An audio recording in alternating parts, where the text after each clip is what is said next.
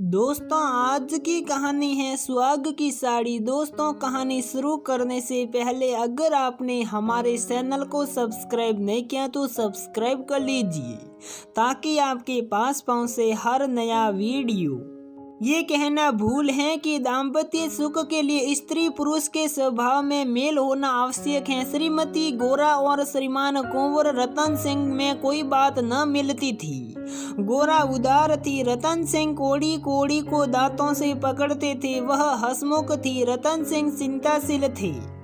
वह कुल मर्यादा पर जान देती थी, रतन सिंह इसे आडंबर समझते थे। उनके सामाजिक व्यवहार और विचार में भी घोर अंतर था। यहाँ उदारता की बाजी रतन सिंह के हाथ थी। गोरा को सहभोज से आपत्ति थी, विधवा विवाह से घृणा और अछूतों के प्रश्न से विरोध। रतन सिंह इन सभी व्यवस्थाओं के अनुमोदक थे। राजनीतिक विषयों में ये विभिन्नता और भी जटिल थी।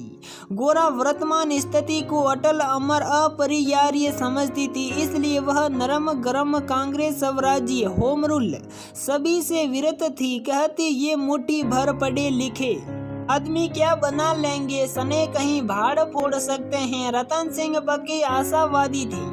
राजनीतिक सभा की पहली पंक्तियों में बैठने वाले, क्रम क्षेत्र में सबसे पहले कदम उठाने वाले, स्वदेश व्रतधारी और बहिष्कार के पूरे अनुयायी। इतनी विषमताओं पर भी उनका दाम्पत्य जीवन सुखमय था। कभी कभी उनमें मतभेद अवश्य हो जाता था, पर वे समीर के वे झोंके थे जो स्थिर जल को हल्की हल्की लहरों से आभूषित कर देते हैं। वे प्रचंड झोंके नहीं जिनसे सागर विलप क्षेत्र बन जाता है। थोड़ी सी सदिशता सारी विषमताओं और मतभेदों का प्रतिकार कर देती थी। विदेशी कपड़ों की होलियां जलाई जा रही थी। सभ्य सेवकों के जत्थे भिखारियों की भांति द्वारों पर खड़े हो होकर विलायती कपड़ों की भिक्षा मांगते थे, और ऐसा कदाचित ही कोई द्वार था जहां उन्हें निराश होना पड़ता हो। खद्दर और गाड़े के दिन फिर गए थे। नयन सुख नयन दुख मलमल और तनजेब तनबेद हो गए थे। रतन सिंह ने आकर गोरा से कहा, लाओ अब सब विदेशी कपड़े संदूक से निकाल दो, दे दूं। गोरा, अरे तो इसी घड़ी कोई साहित्य निकली जाती है, फिर कभी दे देना। रतन, वहाँ लोग द्वार पर खड़े कोलाहल मचा रहे हैं और तुम कहती हो फिर कभी दे देना। गोरा, तो ये कुंजी लो, निकाल कर दे दो। मगर ये सब है लड़कों का खेल। घर फूंकने से स्वराज्य न कभी मिला है और न मिलेगा। रतन, मैंने कहली तो इस विषय पर तुमसे घंटों सिरपच्ची की थी और उस समय तुम मुझसे सहमत हो गई थी। आज तुम फिर वही शंकाएं करने लगी। गोरा, मैं तुम्हारे अप्रसन्न हो जाने से डर से चुप हो गई थी। रतन, अच्छा, शंकाएं फिर कर लेना। इस समय जो करना है वह करो। गोरा, लेकिन मेरे कपड़े तो न लोगे ना? रतन, सब देने पड़ेंगे। विलायत का एक सूत भी घर में रखना मेरे प्राण को भंग कर देगा। इतने में राम टहल साइस ने बाहर से पुकारा, सरकार, लोग जल्दी मचा रहे हैं। कहते हैं अभी कई मोहल्लों का चक्कर लगाना है। कोई गाड़े का टुकड़ा हो तो मुझे भी मिल जाए। मैंने भी अपने कपड़े दे दिए। केसर महरी कपड़ों की एक गठरी लेकर बाहर जाती हुई दिखाई दी। रतन सिंह ने पूछा, क्या तुम भी अपने कपड़े देने जाती हो? केसर ने लज्जाते हुए कहा, हाँ सरकार, जब देश छोड़ रहा है तो मैं कैसे पहनूं? रतन सिंह ने गोरा की और आदेशपूर्ण नेत्रों से देखा। अब वह विलंब न कर सकी। लज्जा से सिर झुकाए संदूक खोलकर कपड़े निकालने लगी। एक संदूक खाली हो गया तो उसने दूसरा संदूक खोला। सबसे ऊपर एक सुंदर रेशमी सूट रखा हुआ था जो कुंवर साहब ने किसी अंग्रेजी कारखाने में सिलाया था। गोरा ने पूछा, क्या सूट भी निकाल दूं? रतन, हाँ हाँ, इसे किस दिन के लिए रखोगी? गोरा, यदि मैं ये जानती कि इतनी जल्दी हवा बदलेगी तो कभी ये सूट न बनवाने देती। सारे रुपए खून हो गए। रतन सिंह ने कुछ उत्तर न दिया। तब गोरा ने अपना संदूक खोला और जलन के मारे स्वदेशी विदेशी सभी कपड़े निकाल कर फेंकने लगी। वह आवेश प्रवाह में आ गई। उनमें कितनी ही बहुमूल्य फैंसी जैकेट और साड़ियां थी जिन्हें किसी समय पहनकर वह फूली न समाती थी। बाज साड़ियों के लिए तो उसे रतन सिंह से बार बार तकाजे करने पड़े थे, पर इस समय सब की सब आंखों में खटक रही थी। रतन सिंह उसके भावों को ताड़ रहे थे। स्वदेशी कपड़ों का निकाला जाना उन्हें अकर रहा था, पर इस समय शुभ रहने ही में कुशल समझते थे। तीस पर भी दो एक बार वाद विवाद की नौबत आ ही गई। एक बनारसी साड़ी के लिए तो वह झगड़ बैठे। उसे गोरा के हाथों से छीन लेना सहा, पर गोरा ने एक न मानी, निकाल ही फेंका। सहसा संदूक में से एक केसरिया रंग की तनजेब की साड़ी निकल आई, जिस पर पक्के आंचल और पल्ले टके हुए थे। गोरा ने उसे जल्दी से लेकर अपनी गोद में छिपा लिया। रतन सिंह ने पूछा, कैसी साड़ी है? गोरा, कुछ नहीं, तनजेब की साड़ी है, आंचल पक्का है। रतन, तनजेब की है, तब तो जरूर ही विलायती होगी, उसे अलग क्यों रख लिया? क्या वह बनारसी साड़ियों से अच्छी है? गोरा, अच्छी तो नहीं है, पर मैं इसे न दूंगी। रतन, वाह, विलायती चीज को मैं न रखने दूंगा, लाओ इधर। गोरा, नहीं, मेरी खातिर से इसे रहने दो। रतन, तुमने मेरी खातिर से एक भी चीज न रखी, मैं क्यों तुम्हारी खातिर करूं? गोरा, पैरों पड़ती हूँ, जिद न करो। रतन, स्वदेशी साड़ियों में से जो चाहो रख लो, लेकिन इस विलायती चीज को मैं न रखने दूंगा। इसी कपड़े की बदौलत हम गुलाम बने, ये गुलामी का दाग मैं अब नहीं रख सकता, लाओ इधर। गोरा, मैं इसे न दूंगी, एक बार नहीं 1000 बार कहती हूँ कि न दूंगी। रतन, मैं इसे लेकर छोड़ूंगा। इस गुलामी के पटके को, इस दासत्व के बंधन को किसी तरह न रखूंगा। गोरा, नाहक जिद करते हो। रतन, आखिर तुमको इससे क्यों इतना प्रेम है? गोरा, तुम तो बाल की खाल निकालने लगते हो, इतने कपड़े थोड़े हैं, एक साड़ी रख ही ली तो क्या? रतन, तुमने अभी तक इन होलियों का आशय ही नहीं समझा। गोरा, खूब समझती हूँ, सब ढोंग है, 4 दिन में जोश ठंडा पड़ जाएगा। रतन, तुम केवल इतना बतला दो कि ये साड़ी तुम्हें क्यों इतनी प्यारी है, तो शायद मैं मान जाऊं। गोरा, ये मेरी सुहाग की साड़ी है। रतन, जरा देर सोच कर, तब तो मैं इसे कभी न रखूंगा। मैं विदेशी वस्त्र को ये शुभ स्थान नहीं दे सकता। इस पवित्र संस्कार का ये अपवित्र स्मृति चिन्ह घर में नहीं रख सकता। मैं इसे सबसे पहले होली की भेंट करूंगा। लोग कितने हतबुद्धि हो गए थे कि ऐसे शुभ कार्यों में भी विदेशी वस्तुओं का व्यवहार करने में संकोच न करते थे।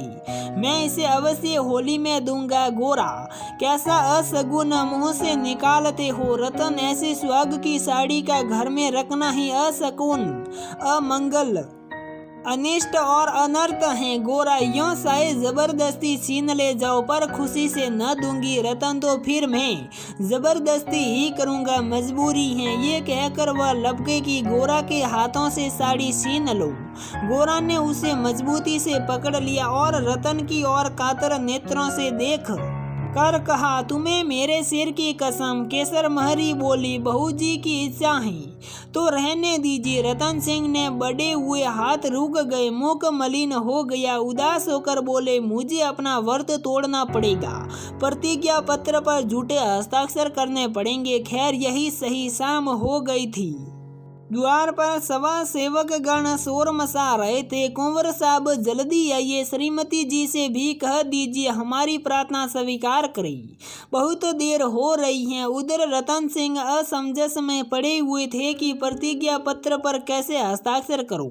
विदेशी वस्त्र घर में रख कर स्वदेशी व्रत का पालन क्यों कर होगा? आगे कदम बढ़ा चुका हूँ, पीछे नहीं हट सकता, लेकिन प्रतिज्ञा का असरस पालन करना अभिष्ट भी तो नहीं, केवल उसके आशय पर लक्ष्य रहना चाहिए। इस विचार से मुझे प्रतिज्ञा पत्र पर हस्ताक्षर करने का पूरा अधिकार है। श्रिया हट के सामने किसी की नहीं चलती। यूं चाहूं तो एक ताने में काम निकल सकता है, पर उसे बहुत दुख होगा। बड़ी भावुक है, उसके भावों का आदर करना मेरा कर्तव्य है। गोरा भी चिंता में डूबी हुई थी। सुहाग की साड़ी सुहाग का सिना है, उसे आग कितने असकून की बात है। ये कभी कभी बालकों की भांति जिद करने लगते हैं, अपनी धुन में किसी की सुनते नहीं, बिगड़ते हैं तो मानो मुंह ही नहीं सीधा होता। लेकिन वे बेचारे भी तो अपने सिद्धांतों से मजबूर हैं, झूठ से उन्हें घृणा है। प्रतिज्ञा पत्र पर झूठी स्वीकृति लिखनी पड़ेगी, उनकी आत्मा को बड़ा दुख होगा, घोर धर्म संकट में पड़े होंगे। ये भी तो नहीं हो सकता कि सारे शहर में स्वदेशानुरागियों के सिर मोर बनकर उस प्रतिज्ञा पत्र पर हस्ताक्षर करने से आनाकानी करे। कहीं मुंह दिखाने को जगह न रहेगी, लोग समझेंगे बना हुआ है, पर शकुन की चीज कैसे दूं। इतने में उसने रामटहल साइस को सिर पर कपड़ों का गटर लिए बाहर जाते देखा। केसर महरी भी एक गटर सिर पर रखे हुए थी। पीछे पीछे रतन सिंह हाथ में प्रतिज्ञा पत्र लिए जा रहे थे। उनके चेहरे पर गलाने की झलक थी, जैसे कोई सच्चा आदमी झूठी गवाही देने जा रहा हो। गोरा को देखकर उन्होंने आंखें फेर ली और साया की उसकी निगाहें बसाकर निकल जाऊं। गोरा को ऐसा जान पड़ा कि उनकी आंखें डबडबाई हुई हैं।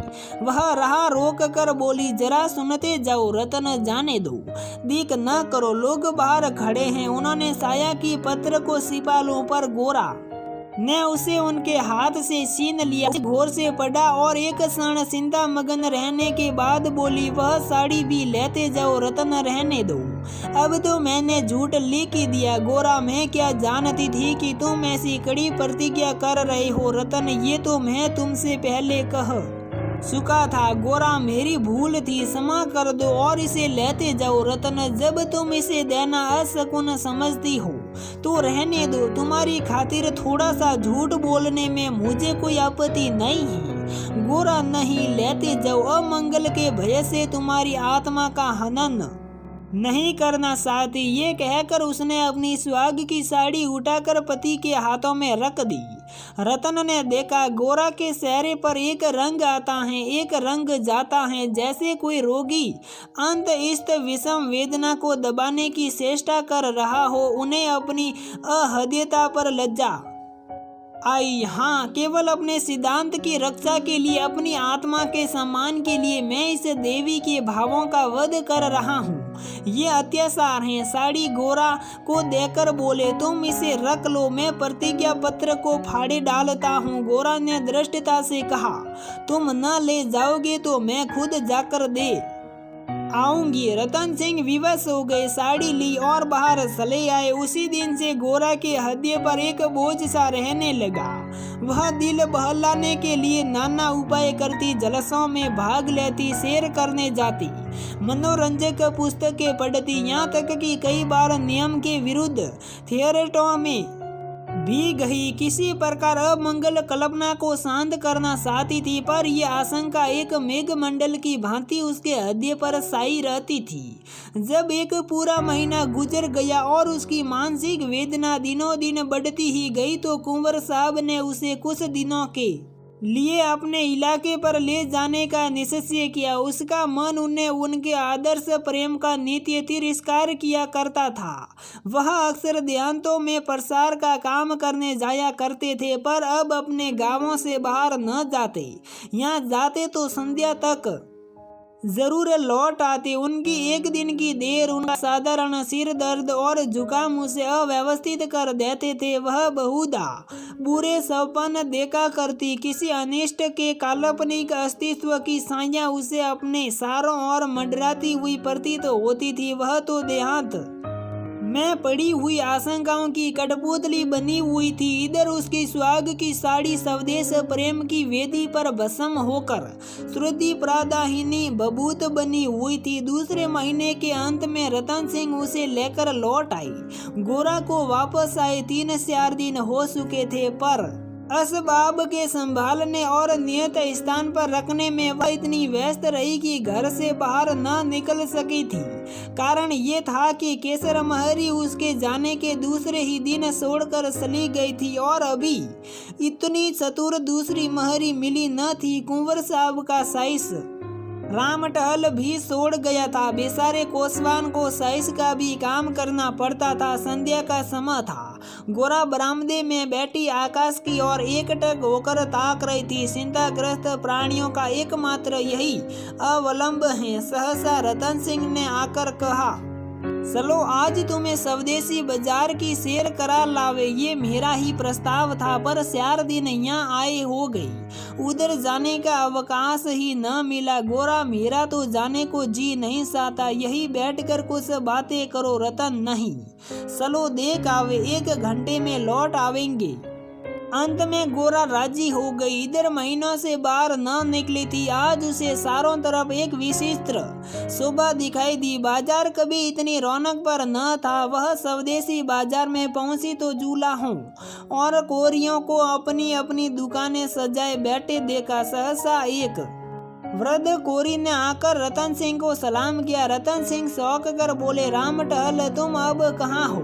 रामटल का चेहरा श्री संपन्न था, उसके अंग अंग से आत्म सम्मान की आभा झलक रही थी, आंखों में गौरव ज्योति थी। रतन सिंह को कभी अनुमान न हुआ था कि इस्तबल साफ करने वाला बूढ़ा रामटहल इतना सौम्य, इतना भद्र पुरुष है। वह बोला, सरकार, अब तो अपना कारोबार करता हूँ। जब से आपकी गुलामी छोड़ी तब से अपने काम में लग गया। आप लोगों की निगाह हम गरीबों पर हो गई, हमारा भी गुजर हो रहा है। नहीं तो आप जानते ही हैं कि किस हालत में पड़ा हुआ था। जात का कोरी हूँ, पर पापी पेट के लिए समार बन गया था। रतन तो भाई, अब मुंह मीठा करो, ये बाजार लगाने की मेरी ही सलाह थी, बिक्री तो अच्छी होती है। रामटहल, हाँ सरकार, आजकल खूब बिक्री हो रही है, माल हाथों हाथ उड़ जाता है। यहाँ बैठते हुए 1 महीना हो गया है, पर आपकी कृपा से लोगों के 4 पैसे थे, वे बेबाक हो गए। भगवान की दया से रूखा सूखा भोजन भी दोनों समय मिल जाता है।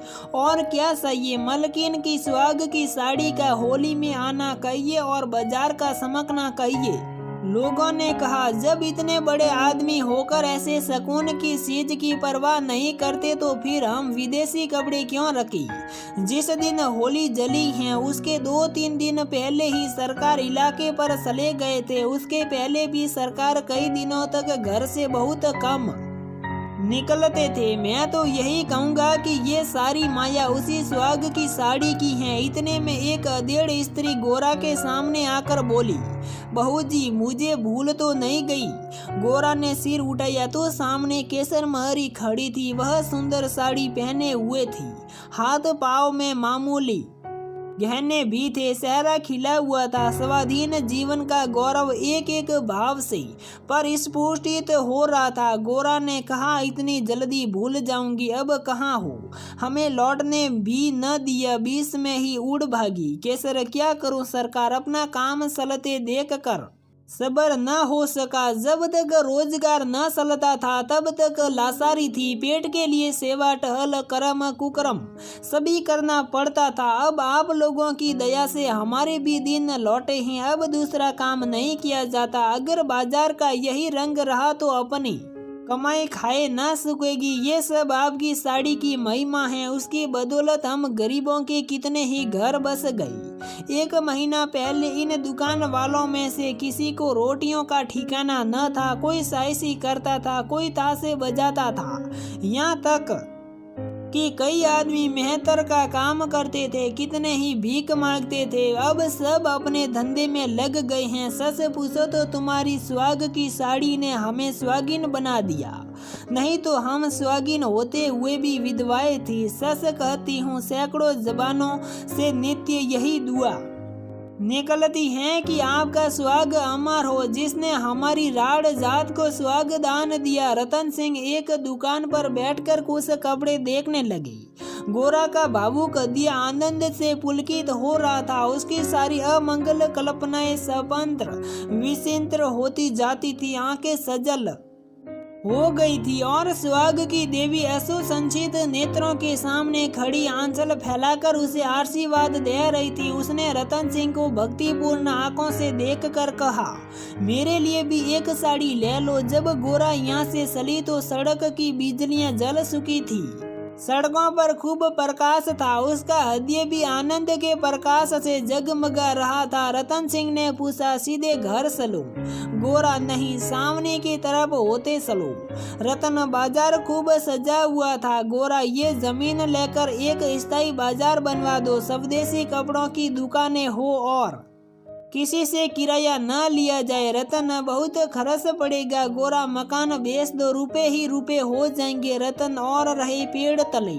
गोरा, नहीं, गांव वाले मकान में। रतन, सोचूंगा। गोरा, जरा देर में इलाके भर में खूब कपास की खेती कराओ, जो कपास बोए उसकी बेगार माप कर दो। रतन, हाँ, तदबीर अच्छी है, दूनी उपज हो जाएगी। गोरा, कुछ देर सोचने के बाद, लकड़ी बिना दाम दो तो कैसा हो, जो सहे सड़कें बनवाने के लिए काट ले जाए। रतन, लूट मच जाएगी। गोरा, ऐसी बेईमानी कोई न करेगा। जब उसने गाड़ी से उतर कर घर में कदम रखा तो शीत शुभ कल्पनाओं से प्रफुल्लित हो रहा था, मानो कोई बछड़ा खूंटे से छूटकर किलोले कर रहा हो।